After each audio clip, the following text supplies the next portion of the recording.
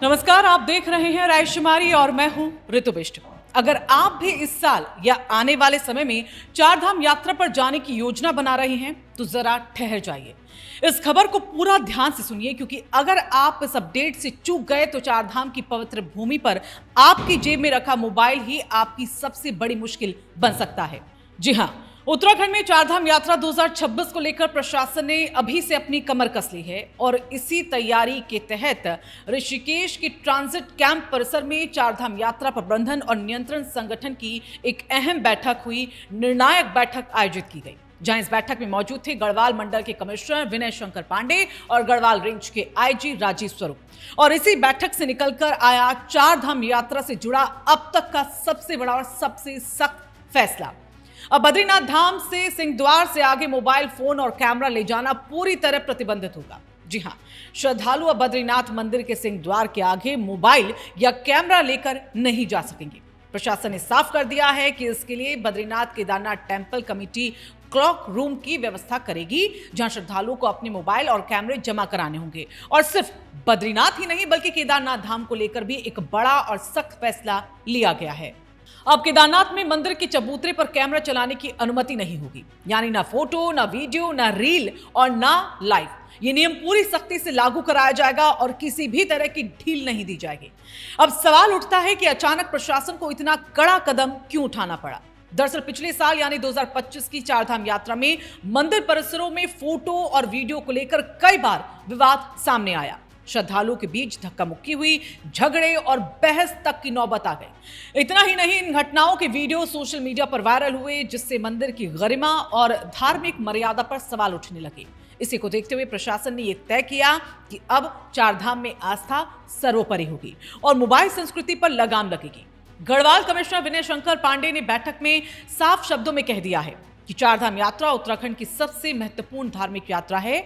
हर साल लाखों श्रद्धालु यहां दर्शन के लिए पहुंचते हैं, आते हैं और श्रद्धालुओं की सुविधा और साथ ही सुरक्षा हम सभी अधिकारियों की जिम्मेदारी है, प्रथम कर्तव्य है। आपको पता है कि पिछले 2-3 सालों से ये रील बनाने को लेकर डायरेक्टिव्स आते रहे हैं। इस बार हम लोगों ने ये फिलहाल निर्णय लिया है कि बद्रीनाथ जी में जो हमारा सिंह द्वार है उसके आगे कोई कैमरा लेके नहीं जाएगा।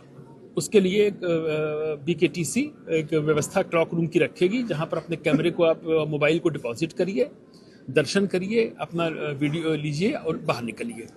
सिमिलरली जो केदारनाथ जी में जो चबूतरे वाली एरिया है वहां पर भी कहा गया है कि नहीं, ये धार्मिक यात्रा है, हम दूसरी श्रद्धा से आते हैं, आप उसके बाहर जाइए, आप मंदिर के बैकग्राउंड को लेकर फोटो ले सकते हैं।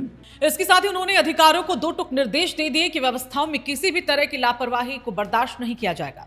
कमिश्नर ने कहा कि चारधाम यात्रा को लेकर सभी विभाग अभी से पूरी तैयारी में जुट जाए। इस दौरान बैठक में ट्रैफिक व्यवस्था, पेयजल, सुलभ शौचालय, पार्किंग, सड़कों की मरम्मत, सुरक्षा, स्वास्थ्य सेवाएं और परिवहन व्यवस्था पर हर बिंदु पर विस्तार से चर्चा की गई। इसके साथ ही श्रद्धालुओं के रहने और ठहरने की बेहतर व्यवस्था सुनिश्चित करने के भी निर्देश दिए गए हैं।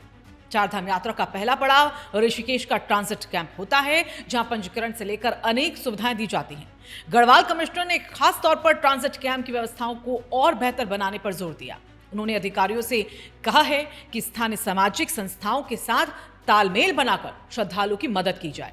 वहीं BRO यानी कि बॉर्डर रोड ऑर्गेनाइजेशन को खास निर्देश दिए गए हैं कि बरसात के मौसम में पूरी तरह अलर्ट मोड पर रहें, क्योंकि चारधाम यात्रा का रास्ता पर्वतीय और संवेदनशील है और जरा सी लापरवाही बड़े हादसे में बदल सकती है। तो कुल मिलाकर चारधाम यात्रा 2026 को लेकर प्रशासन ने एक साफ संदेश दे दिया है। चारधाम यात्रा अब सिर्फ यात्रा नहीं, अनुशासन की परीक्षा भी होगी। अगर आप दर्शन के लिए जा रहे हैं तो आस्था लेकर जाइए, मोबाइल की जिद नहीं।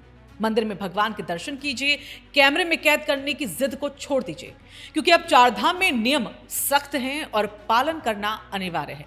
तो अगर आपको लगी ये खबर जरूरी, अगर आप चाहते हैं कि ऐसे ही बड़ी और ग्राउंड रिपोर्ट वाली खबरें आप तक आसानी से पहुंचे, तो इस वीडियो को आप लाइक जरूर कीजिए, अपने दोस्तों और परिवार के साथ इस वीडियो को शेयर भी कीजिएगा और नीचे कमेंट करके बताइए कि आप इस फैसले को सही मानते हैं या नहीं।